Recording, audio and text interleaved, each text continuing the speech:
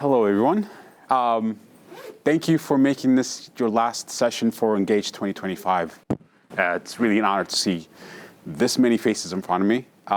And thank you all for being here. Before I start anyway, can I take a little survey of like who is a designer in the room? Pure design? Okay, and who works with designers? Okay, so some of these things I'll be trying to use vocabulary and language to translate some ideas here, so hopefully it'll be easy to translate my ideas here. My name is Getinet. I am a product designer at Beeswax. I've been there for about 8 years, and that's where I really started working on FileMaker. Before Beeswax, I've never heard of FileMaker at all. Bento, in the past I've heard. I used to play around with Access, creating my first app, inventorying my music collection so I know who borrowed my music, when they're going to bring it back, things like that. So I got into FileMaker database applications back then, just tipping my toes in, but until I joined Beeswax, I really did not understand your world at all. But now I'm starting to understand it. I'm still learning. I just want to set the foundation of I am not a developer. I pretend to be one once in a while. I go into layout mode, break things, fix things, slightly touch scripts, but if you want to know more about the dev behind or the scripting behind these functions, please, I have my colleagues here. I'll point to who you can bother. But other than that, I am just creating happy pixels, happy experiences for the end user, and trying to tell that story. Thank you. I forgot there's a mic here, so I apologize. Like I said, I'm a product designer in Beeswax. Product designer is many things. There's UI, there's UX, there is client interviewing, discovery, and all those things. As a product designer, I kind of assimilate all those things into one. I am a vertical stack in what I do. And I try to be as the interpretive layer between the needs of the client and the needs of developers to kind of make those two worlds come together. That is my role at Beeswax. And I don't work exclusively in FileMaker either. I work on any screen. I don't care about the platform. It's just all I want to do is learn what the functionalities of that platforms are and optimize the designs for that particular platform for the output that's needed. So jack of all trades as far as design, and not exclusive to FileMaker. With design, when it comes to FileMaker, there's many battles I fight because when I'm outside of FileMaker, I have so many options. When it comes to FileMaker, those options are a little bit more limited, but that doesn't mean it's less than or inferior or anything. It's just there's small battles you need to fight. FileMaker was not intended to be a design tool. It will never be a design tool, but you can bring design into it to make the functionality come alive, a little bit of form, consistency, branding, and all those things to make the end user feel like what you're building for them is part of who they are, what they do throughout their day, and what they do, the things they do before they get to your application and what they do after. It should be part of that holistic experience. So it should feel seamless and just be part of who they are and what they are, what they need to accomplish day to day. I'm just going to take you along a trip in who I am, why I belong here, and how I got here. So I'm a designer. I've been a designer. I've been a designer for the last 20 years. My career started as working as a graphic designer for an architectural firm in San Francisco for 10 years. I spent all those 10 years creating design deliverables that bridge marketing and architectural drawings. As a graphic designer in that space, I worked across multiple disciplines from print, design, digital media, and everything between. I worked across multiple of those disciplines, developing proposal submissions, branding materials, presentation graphics, while translating complex architectural concepts into compelling visual narratives. One of the things I tried to do as part of the design is trying to create a consistent feel across the brand. If you create that consistent thing, it feels more real to the end consumer. It makes it more grounded, more anchored, so you build a little bit of that trust with the end consumer of your product, with the consistency, because if you care, they care. You build that relationship pretty early on. Additional to just graphic design, I was a photographer, shot a lot of concerts, which led into working with some of my idols, creating poster designs and things like that, and also branding work.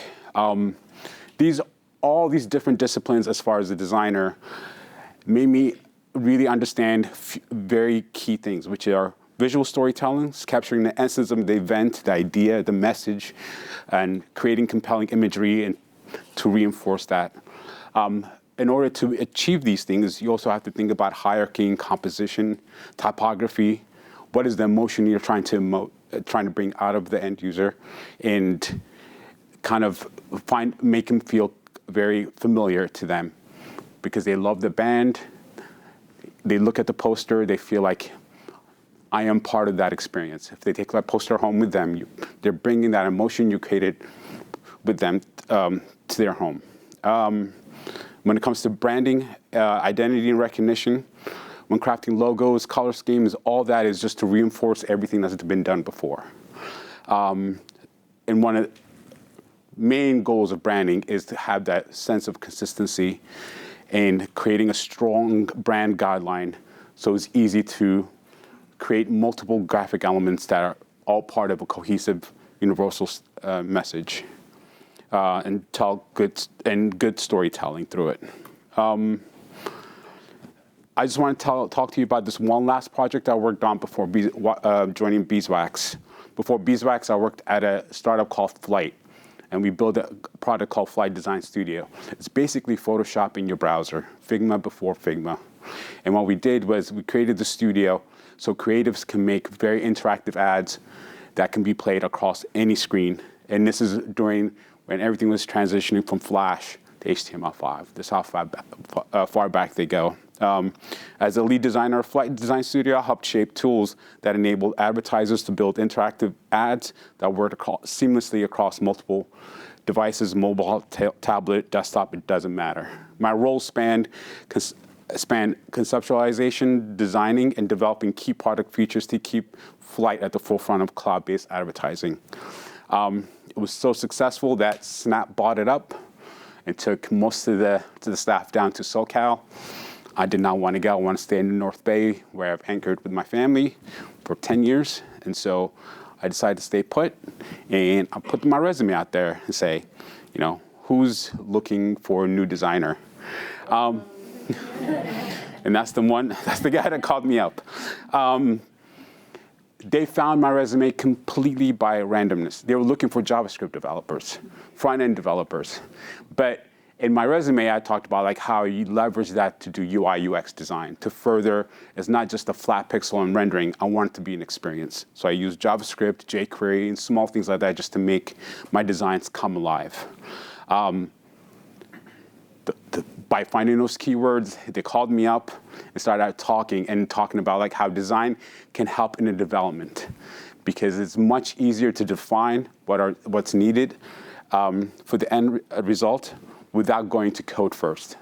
Instead of just developing, you can actually design things and find problems that you never expected before, find solutions you never expected before. There's just a lot of surprises that can come out of that. And remove some of that friction, that ambiguity between what developers are telling the clients and what can be achieved, but now we can actually render it out and actually play it out before it becomes solidified. My experience by working on Design Studio dovetails directly into the product design and FileMaker space. Both require designing for powerful users, creating intuitive, flexible tools that streamline complex workflows while remaining highly customizable. What I found out is that in FileMaker, just like in Flight, the challenge is balancing usability with deep functionality, because most users don't see the complex things that are underneath to make it all happen. And our jobs as developers, as designers, is to make it feel like it's completely effortless. It's not. The easy things are usually the hardest, but finding that, bless you, finding that place is the hardest thing to do. And whether it's interactive ad design or database-driven applications, the goal to me remains the same. Build powerful, user-friendly systems that make complex tasks, like I said, effortless. So my relationship with FileMaker as a designer. Originally, when I was scripting this talk, it felt like I was really not speaking in very favorable ways of FileMaker, because I'm a designer, and designing FileMaker is very limiting in what you can do with design. But that's not what I figured out is like, that's really not a bad thing, and it's never been a bad thing. It's just limitation kind of forces you to do more and be more creative. As a designer, as a dev, you've all found ways of just getting around any obstacles FileMaker is giving you, or any platform is giving you. FileMaker is not alone in being limited to what it gives you. You just have to find the creative within you to get past those obstacles and do great things, and you've done up to this point. Yeah, this goes into, I kind of spoke about it before, going to FileMaker, and one of the things that Beeswax communicated with me and what their needs were challenges that I've never seen before. I was never part of the enterprise design world. I knew exactly who my user is, how they're going to use the tools I was building, and what's going to come out the other end. Enterprise tools, all that is out the window. It's all new challenges, but challenges are usually fun. If I know everything, I'm not having fun at all. I like to be challenged and like fall on my face many times so I learn. So joined Beeswax, and without even knowing it, I was sitting amongst some of the best FileMaker developers out there, the Vincents, the Mark Scotts, the Reds, and these are just people that were sitting next to me. I had no idea who they were. They were just colleagues in the hive. But slowly I found out I was sitting amongst some of the best developers. I'm sure you are all as well. But that was just all I knew was the hive and what was around me there. And I named those few names, but you can find many others on our site. And then they were very instrumental in just letting me ask all the questions I can possibly ask. So I just try to not ask the same questions multiple times to drive them crazy. But a lot of them was like, why can't I do this? Why can't I do that? And they showed me ways where they were creative in ways of circumventing those issues and finding happy solutions. You may not get the solution you're looking for, but there's other ways of accomplishing the same goals. It's just a matter of changing perspectives and kind of letting go some of those limitations and working past them. Like I said before, FileMaker, like many other platforms, it has design limitations. Especially when I'm working, like one food in web design, the other one in FileMaker, it's just like, oh, what can this have that type of thing? But in the long run, it really helped me solidify, like, what is that I'm trying to achieve within the scope of FileMaker. Constraints don't make tools inferior. If anything, they push designers to think harder and innovate within that framework. So I started kind of liking the limitations of FileMaker, where I can do design. So because it helped me think about design in different ways. And I unlocked my creativity, not just from FileMaker, but the way I think about design in general. So I can't just sit there and just read a book or do anything just to understand how FileMaker works. It's kind of like learning how to box by reading a book. It's not going to happen. So the only way I can do it is just like begging for access to layout mode to applications that already exist, so I can just kind of see the anatomy of everything, see how things built and put together. So I just went inside the layout mode. I didn't want to just sit in my comfort zone of Sketch, Photoshop, Figma, and just make happy pixels, made the clients happy going, oh, I didn't know you can do this in FileMaker. This is great. Sign off on it. And I just throw over the wall to the developers, like, make it happen. My main clients are my devs. If the devs are not happy, the clients are not going to be happy. If the clients are not going to be happy, my boss is not going to be happy, which means I'm not going to be happy. So I had to make sure I understood that I have to be sympathetic and empathetic to my developers so I can build things that are realistic in their world and what they can do, the resources we have, the time we have, the budget we have. I wanted to make a bridge between design and development. I wanted to make, like I said, the lives of the developers much easier. If I could anticipate their needs, then my designs wouldn't just look good, but they actually be buildable. That means a little less back and forth, fewer misunderstandings, and smoother development process. And also I wanted to make sure I align the design of what I'm putting together, what it does together, with the client's expectations. Excuse me. If I design something that's very unrealistic, it will lead to frustration when the final product doesn't match what they were shown. But by designing real-world executions in mind, I can set a right expectation and create something that's truly has worked, and something that developers can be happy with, the clients can be happy with, and we can all be happy with at the end of the day. So, as I went into FileMaker layout mode, one of the things I started to do is to set up themes and style guides for everything. To me, those are the core things, one of the core parts of having good, consistent design. Build out your themes. To me, I lived in CSS all day long before joining Beeswax. So one of the things some of the things I started to find out about FileMaker is like style management is very tedious. You can't have a change that's holistic across the entire application very easily. Yes, you can set up the default UI elements and things would cascade, but that's not true across all UI. If I wanted to change the font, I would have to do it for every UI element out there and make sure that happens. If I want to change padding, color, all those things is very one-off. And so I was like, if I could create very complex style guides in Figma and asking the engineers to translate that into here, then the client changes their mind, they're going to have to change so many style guides one by one, which is very tedious, time-consuming, and it's not fun to do. I wouldn't want to do it, so I don't want my engineers to do it as well. I wish they had things like batch editing. I wish there was a way you can do searching across the styles, so you can easily find, I'm looking for primary, and put it that way. On top of that, what I found out as FileMaker developers, you all are very unique in the way you do things. I work with developers across the world, and they have their own ways of doing things. So I cannot find a true standard on how everybody wanted things labeled, the names. Sometimes they want it to be very verbose, sometimes very short. So trying to find a style guide that is universal made it a little bit difficult. But I want you to stay unique.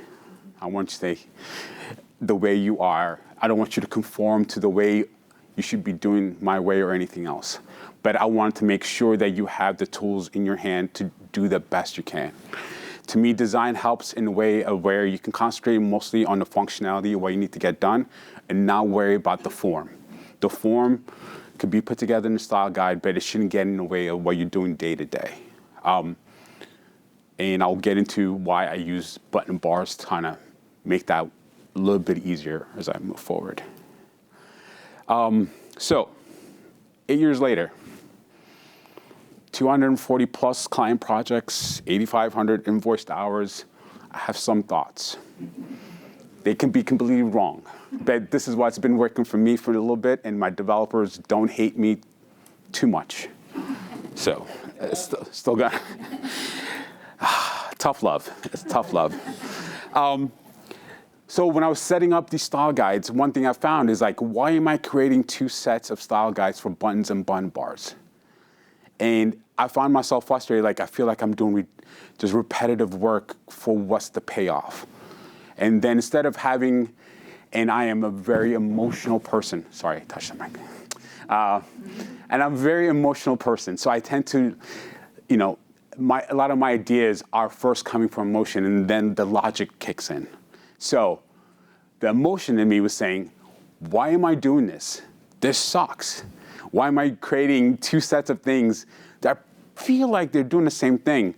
But I wasn't 100% sure because, again, I am not a FileMaker developer.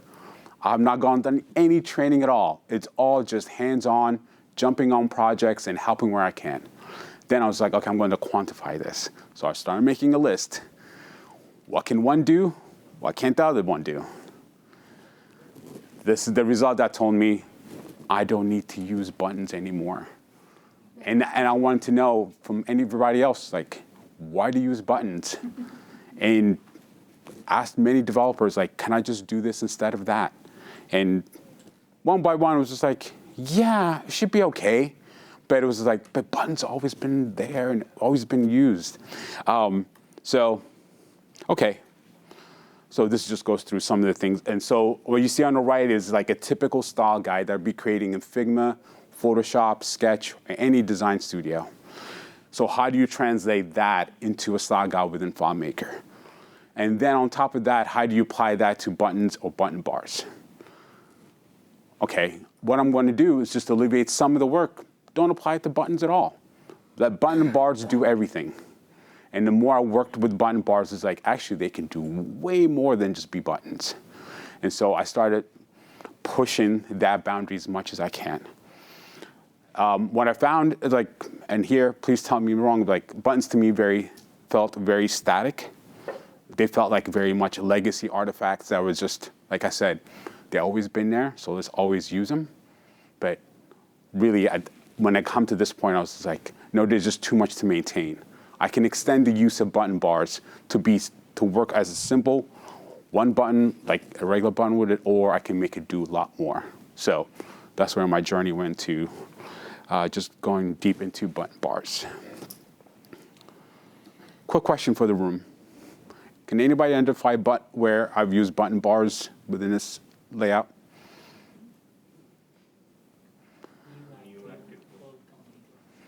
Anything else? Mm-hmm. Anything else?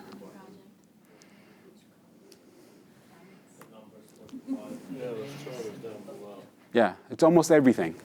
Even the bar you see in the going across, the red and green bars going across, those are button bars. There's just different segments that have different conditional formatting for each one, so visually you can tell like how far the bar has gone. So I'm trying to use button bars, other things instead of being an action place, it can also be where you can see information very clearly and easily. I cannot use the charting system within FileMaker. If you can, please find me and please show me the way. And so I by not unknowing how to use graphs and things like that, I kind of hacked it in my head, how I can extend this other tool this other UI tool within FileMaker. I'm falling in love with it now because it's letting me do other things. And it keeps going, and there's going to be more to this. So, again, I'm not a developer. I'm just pretending. One of the things that we kept running into is creating menu navigations. And these are usually for really big enterprise systems that we're building, dozens and dozens of layouts, but they all share a commonality of navigation. When we're doing that, if there's any change in that navigation bar, somebody, unfortunately, some of the devs had to go in there and change each one. Of course, you can never paste exactly on the same pixel. Everything is a little off. And when you have that little different placement of things in the UI, that triggers something to the end user. Something is not polished. Something is not, it takes attention away from what they're trying to do. And their mind's trying to figure out what is the diff. Small friction points you're creating to the user. And also for the developers who have to implement all this. So we came up with a way of doing a multi-segment button bars that is completely driven by script.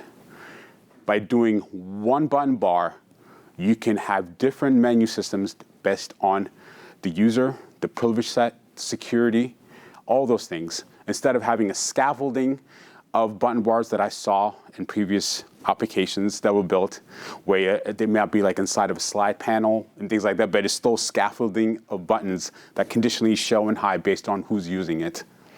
Removed all that, and you just have one element, and it drives the navigation across your whole system. You want to change the order? Change it in the script. It'll render itself wherever it needs to render. So that way it makes it a lot easier to develop, update. So that way the client goes, oh, actually, I want to add these many things, whatever. Update the script. Everything would just cascade throughout your application. which made it a lot easier for us to, the client looked at us, and the way we were building this out, the client was just like, we thought we were putting a lot more effort into this, but it's like just a little bit of action we were doing, but the payoff was a big one. And this is just for horizontal menu, but if you want to get into the vertical, it's the same thing. You can just have a consistent UI without going into each one of those layouts to make any updates, make a change in one place, and the whole thing will grow with you. You don't have to worry about the UI. The X and Y is set. You're just filling in what you need for that particular workflow or system we're working on.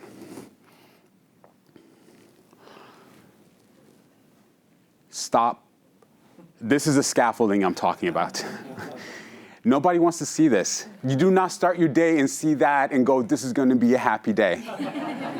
Not going to happen. It's visually is an attack on you. Like, even though you've built this, maybe you built this like a month ago or a year ago, or somebody else did this, and they're going like, go ahead and fix this. You're just going through the scaffolding, trying to find where you can fix this, if you can fix it. And I've seen some people who are just like, you know what, I'm just going to delete this and build it again because this doesn't make any sense to me. So if you have less things in there, it's much easier to hand off the project if you need to. It's much easier for you to come back to that project in phase 2 and phase 3 and be like, oh, I see what's happening here. It's much easier to diagnose what the problem is and how to fix it. And so to me, it's like visual clutter becomes mind clutter. And you need to clean that up so you can work the most efficiently as you can and have a happy place so you can go in there and just build instead of wrangle or, just completely take apart and dismantle, build again. So I'm going to speak a little bit outside of my wheelhouse, but it's a little bit I understand, which is if you apply dynamic script parameters to button bars, that way you can have one script that does it all in one place. So, the way a developer kind of explained it to me is that if you have a menu and for each line item in the menu, like in a restaurant, in the context of restaurant, like you would have to have a waiter for each one of those line items. Where you're using this type of procedure to do this, you can have one waiter that can bring you anything you want from that menu. So it's easy to have all the controls in one place, easier to diagnose, build upon, and make better in the long run. Another way I've been using button bars is, I don't want to offend anybody here, but I hate the tab component within FileMaker. It's very limiting what I can do. Some of the design decisions have been made for you, and all you can do is like augment them a little bit, but you cannot really make them on brand or really be in flush with the rest of the design. That's just my thing. So what I found to do is using button bars and slide panels to create my own tab bars. I have more control over that. And it just gives me a lot more flexibility as far as design to make it look more holistic to the brand and everything else I'm building within that application.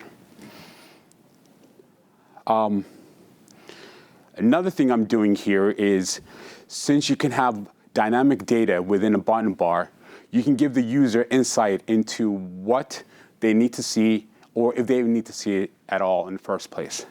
I was at the talk earlier with Gaith Kawar, who is the head of design of Claris, and he was talking about how each click costs. There's a cost to each click.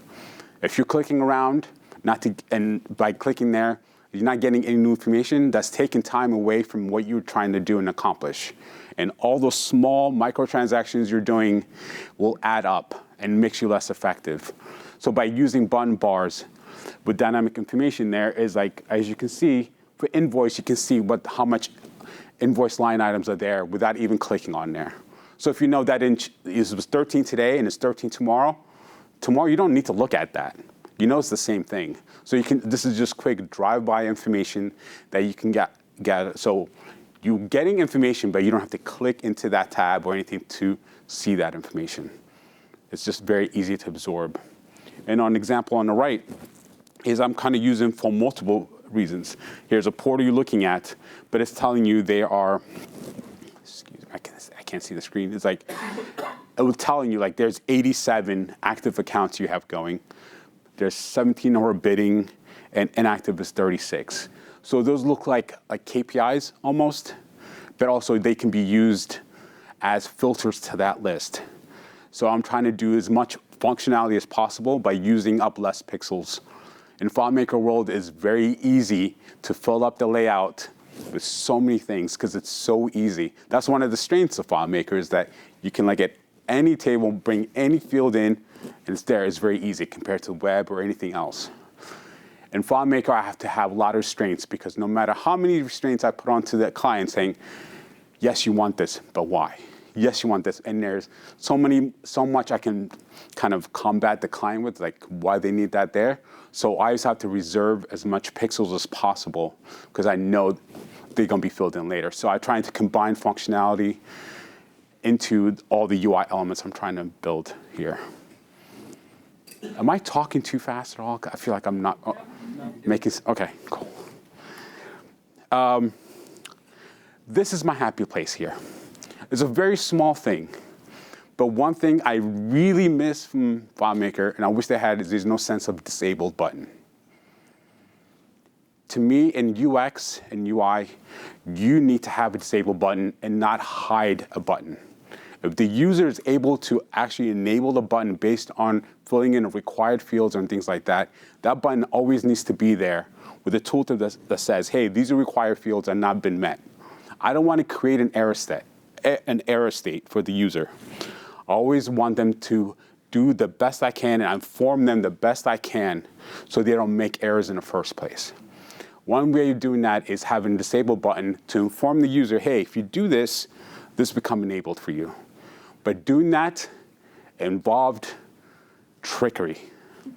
So you create a button, and then I have to put a fake button on top of it that steals that action from that button. You put a fake action on it, like beep or go to object, and you don't tell what the object is. And then normal, hover, pressed errors states all have to be the same because you don't want that to happen. And also, you have to make sure the mask you put on top of that enabled button has to match the background, which is the body, the bottom navigator, which might be two different colors. So putting that style into the theme, it's only going to work some of the time. So you have to create multiple disabled button masks, which is a pain. So use a button bar. All you have to do is create a two-stemming button bar. One is disabled. You can use conditional formatting, whatever you need to do to kind of give a look for that and also show the active state and just hide one or the other based on the requirements that are set to show and hide each one. If all the required fields are there, you hide the disable button and you show the enable button. It's just things do not appear on the screen out of nowhere. Everything has kind of a place, but it's just changing mode. And it gives better information to the end user, hey, this is what I have to do to make this happen. So this I love. I use it all the time, but I wish it's part of the product. And I wish you all, let's all create a ticket to say, hey, can we just have, an active state of a button, or a button bar, I should say. No more buttons. To me, as a non-developer, I use button bars a lot for quick prototyping.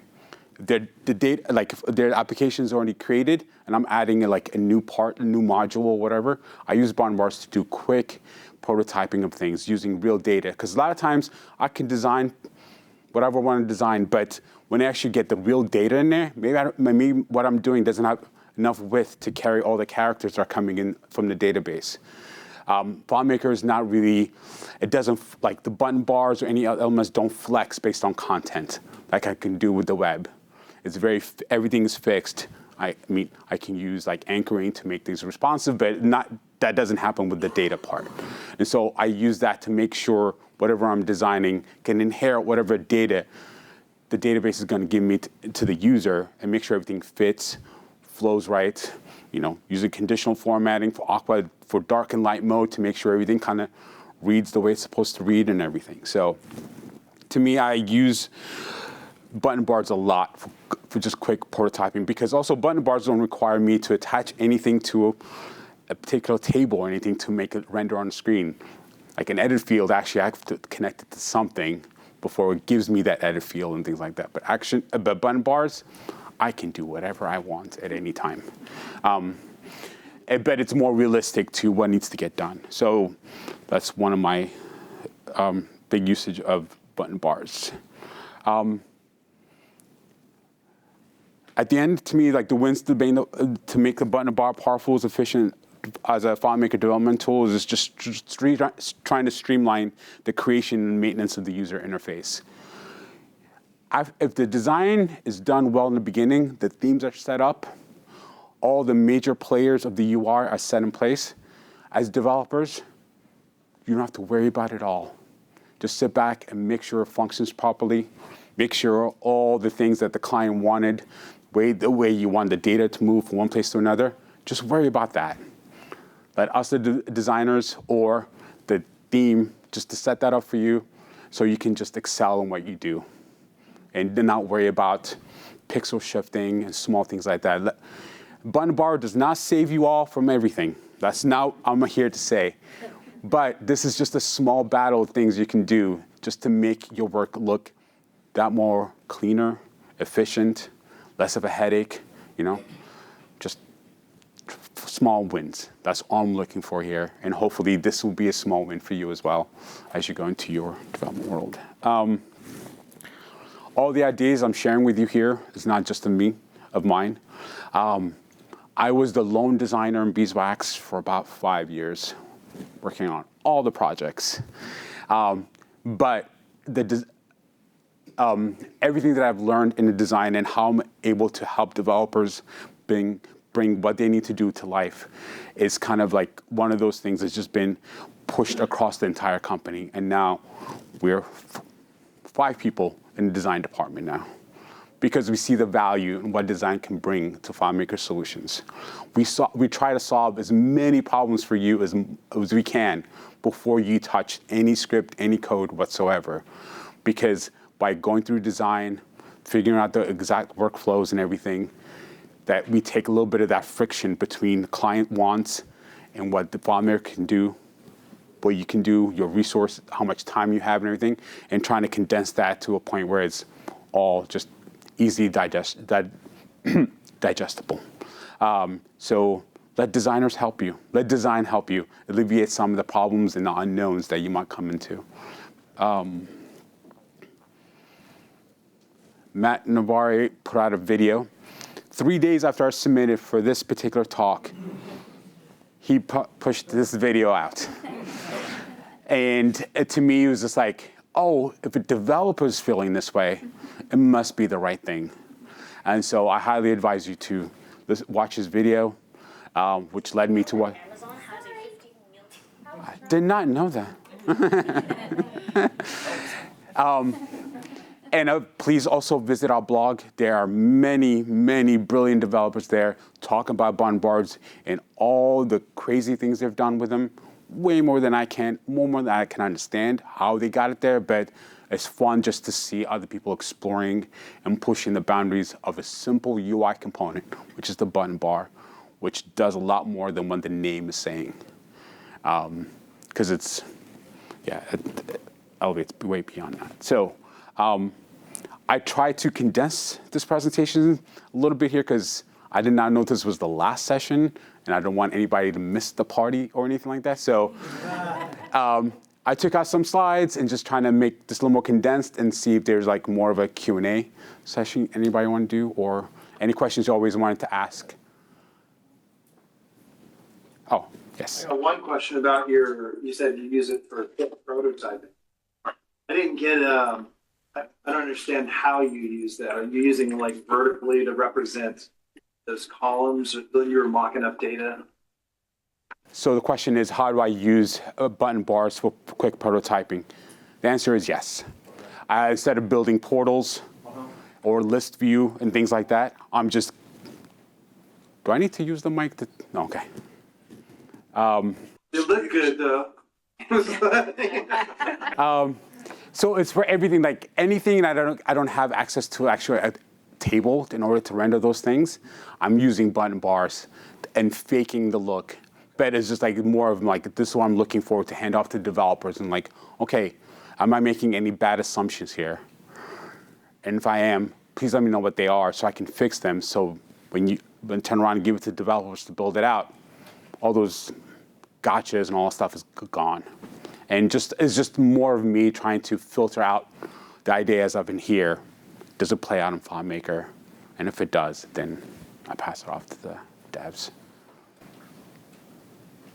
Yes, please. You talked earlier in your presentation about how a lot of developers just keep using buttons out of force of habit because they've always done it. And Assumption, yeah. no, but I'm certainly guilty of that. One reason why I was slower to make the transition than I'm willing to admit is that there's the state.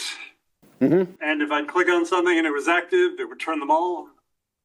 I was talking to Matt Navarre about it, and he said, oh, you can, and a lot of you guys probably know this already, but if anyone doesn't, you can go in and define the active state by just putting in a value of NA or null or double print. That removes that, and that was the last barrier for me to stop using it. Oh, okay. So you stopped. Okay. I feel like this is like might be turned to an AA or something like that. It's just like I've been off buttons. That was just such an easy thing that I personally never knew. If I clicked on a button bar, single button, mm-hmm. and it was in an active state, then every button in my found set would go to that active state. But just by disabling that, by not selecting none, but going to specify and putting something in there like zero, null, zero, NA, something, that made it go away. Okay. I'm learning something new, so that's great. Okay. Oh, wow. Okay. So you never went back? No. Oh, good for you. As you've been saying, the access to the calculation engine is a game changer. Mm-hmm. Yeah. So you can give so much information to the end user and to yourself without doing too much lifting there.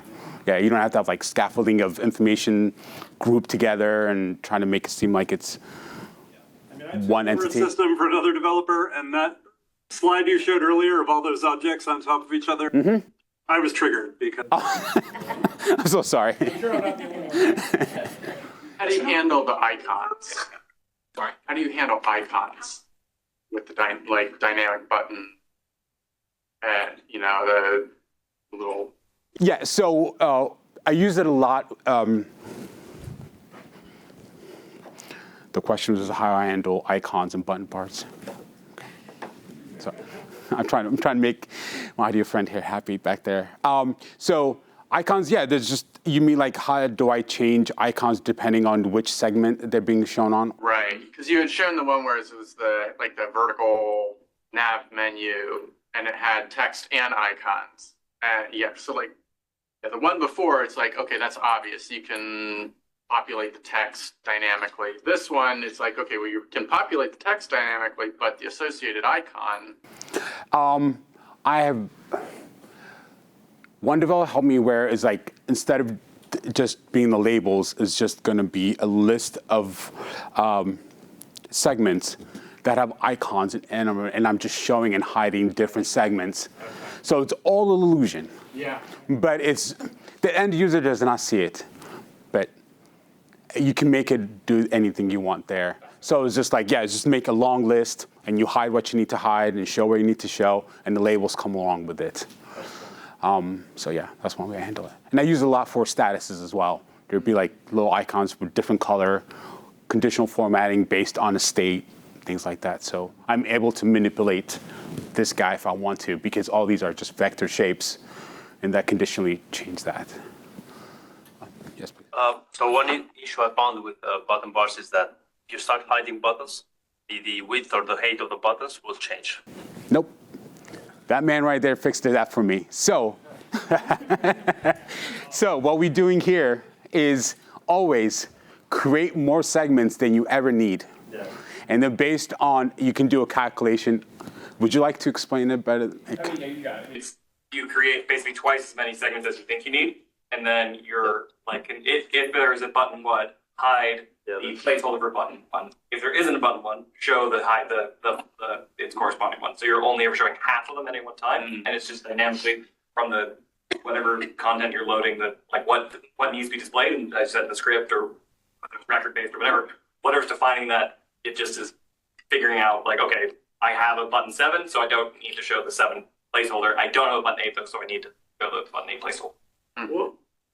Because that is what I hated. I hated you come to from this, there's 2 buttons, so the whole screen is completely exaggerated. I cannot have this. And so just completely going to the developers why? An idea came out, and now it's turnkey solution that we apply everywhere. Don't have to think about it twice. Just make it happen. Yeah. Anybody? Any questions you ever wanted to ask a designer, or anything you wanted to complain to a designer?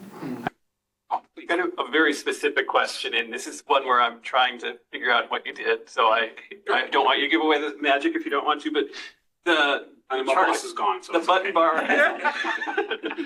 The button bar is charting. I was trying to figure out how you did that. It's the couple slides before this one where you had the bar graph. Here. Well, we'll just use the cleaner one.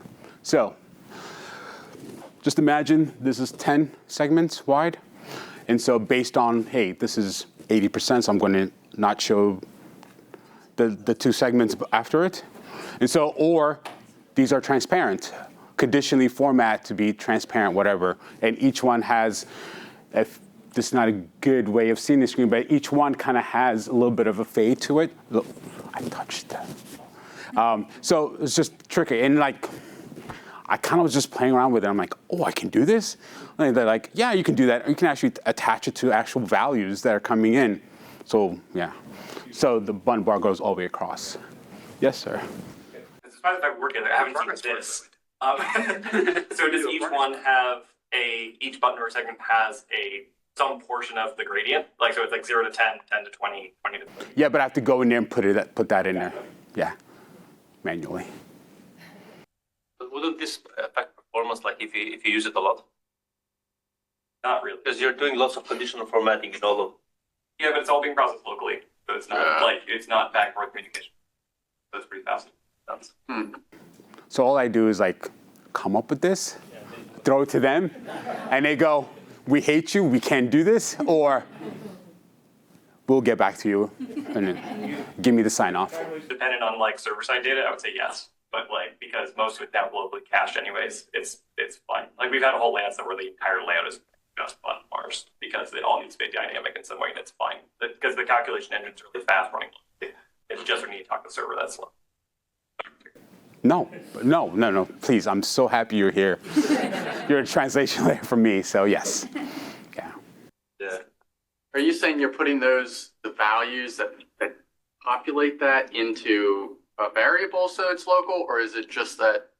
You already pulled down the record data. FileMaker does it pulls down the whole record anyways, and once it's on the user machine, doing any additional calculations against it are basically free because you don't have to go do the round trip to the server again. Oh, got it.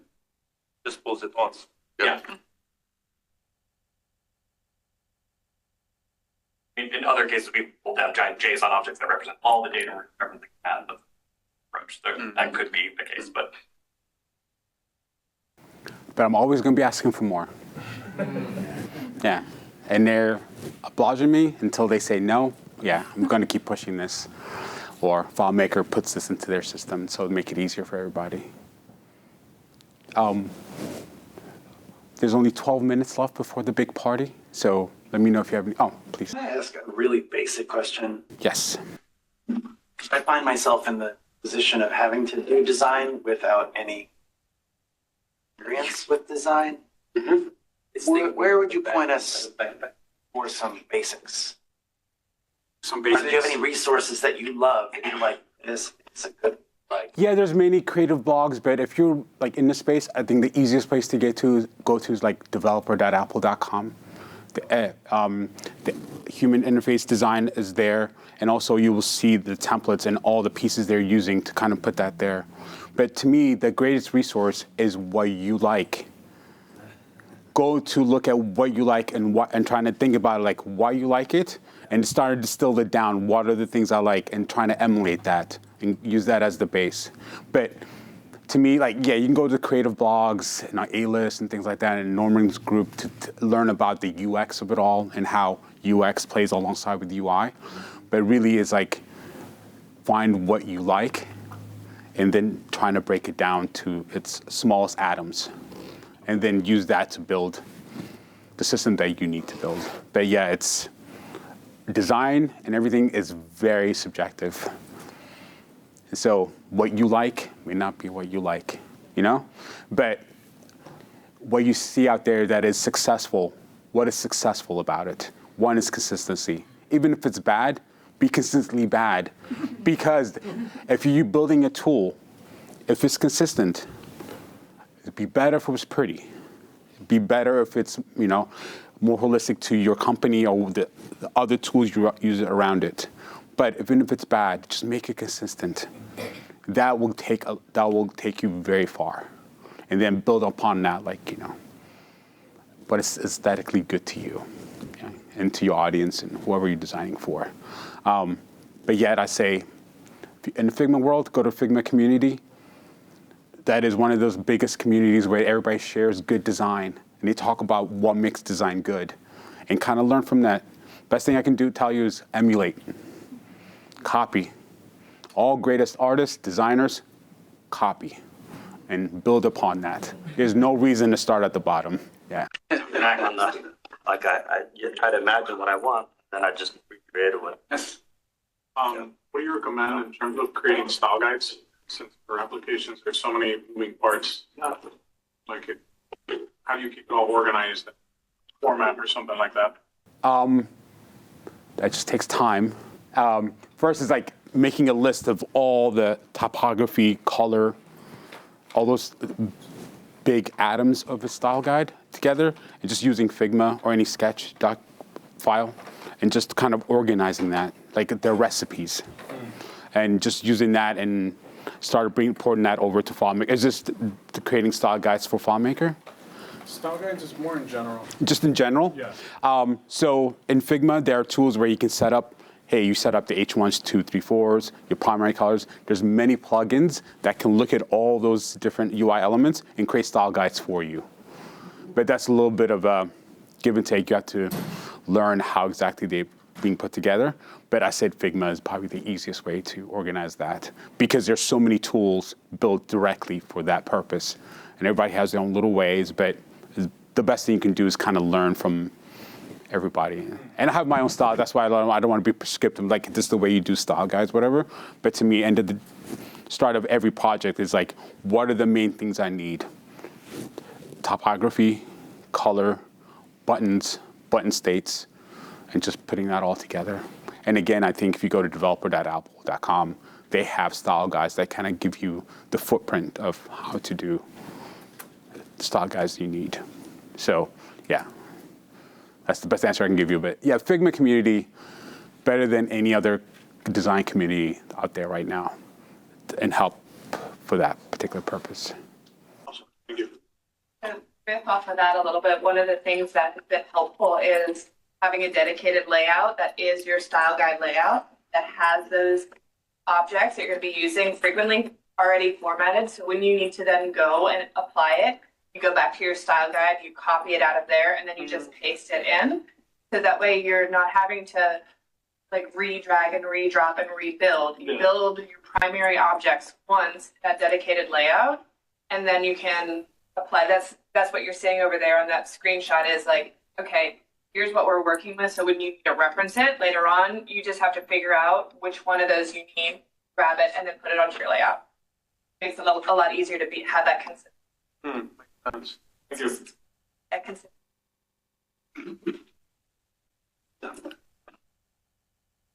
Any other questions from anybody? Is that all? Okay, thank you. One last thing I've been told I have to share with you all is this beautiful slide. Oh, it's gonna take, come on, stop fading, go. Disabled, disabled, yes. The wins, the team, the resources, Q&A. Please rate me. I'm sure you can tell, but in all my career, this is my first speaking gig whatsoever. I am scared to death being here. But I want to be better. I want to learn from you all. I want to do this again so I get to meet you all again, learn from you as well. So please, if you have the time, go in there, please me some real feedback. Let me know what I can do better. If I need to talk a little bit slower, I need to be more verbose or more succinct, whatever that is, just help me become better. And thank you for being my first. It was an honor being part of the last session that you all going to for this Engage. And yeah, thank you, and appreciate it.